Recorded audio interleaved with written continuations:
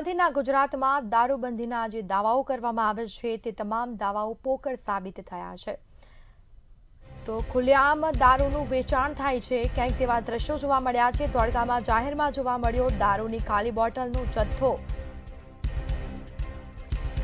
Menaben tower વિસ્તારમાં દારૂની ખાલી બોટલના ઢગલા જોવા મળ્યા છે। કોલસાવાડા હાઈસ્કૂલ સામે જ દારૂની ખાલી બોટલનો જથ્થો જોવા મળ્યો છે। શું ધોળકા શહેરમાં થઈ રહ્યું છે વિદેશી બેફામ દારૂનું વેચાણ? અનેક સવાલો ઉઠવા પામ્યા છે। ગુજરાતમાં દારૂબંધી માત્ર કાગળ ઉપર હોય તેવું લાગી રહ્યું છે। ખુલ્લેઆમ દારૂનું વેચાણ થાય છે તો ક્યાંક દારૂની બોટલો જોવા મળી છે। ધોળકામાં જાહેરમાં જોવા મળ્યો દારૂની ખાલી બોટલનો જથ્થો।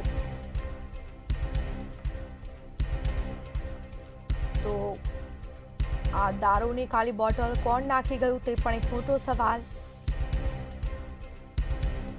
સંવાદદાતા મુકેશ ફોન લાઈન પર જોડાયા છે। જી, ગાંધીના ગુજરાતમાં દારૂબંધીના દાવા પોકળ સાબિત થયા છે। દારૂની ખાલી બોટલનો જથ્થો જોવા મળ્યો છે ધોળકામાં, શું વિગત?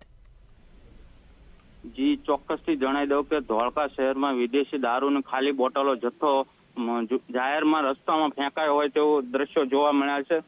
ધોળકા શહેરમાં મેનાબેન ટાવર વિસ્તારમાં કોલસાવાડા હાઈસ્કૂલ સામે વિદેશી દારૂની બોટલનો જથ્થો જાહેરમાં જોવા મળ્યો હતો। ધોળકા શહેરમાં બેફામ દારૂનું વેચાણ થઈ રહ્યું હોય તેવું લાગે છે। અસામાજિક તત્વોનો અડ્ડો જામી ગયો હોય તેવું લાગે। ગાંધીના ગુજરાતમાં દારૂબંધી માત્ર કાગળ પર હોય તેવું લાગી રહ્યું છે। જી બિલકુલ, આભાર આપનો। તો ગુજરાતમાં દારૂબંધી માત્ર કાગળ ઉપર હોય તેવું લાગી રહ્યું છે। મોટા મોટા જે દાવાઓ કરવામાં આવે છે દારૂબંધીના જે દાવાઓ થઈ રહ્યા છે તે તમામ દારૂબંધીના દાવા છે તે પોકળ સાબિત થયા છે। અને મેનાબેન ટાવર વિસ્તારમાં દારૂની ખાલી બોટલોના ઢગલા જોવા મળ્યા છે। ક્યાંક પોલીસની કામગીરી પર સવાલ ઉઠ્યા છે। કોલસાવાડા હાઈસ્કૂલ સામે દારૂની ખાલી બોટલનો જથ્થો જોવા મળ્યો।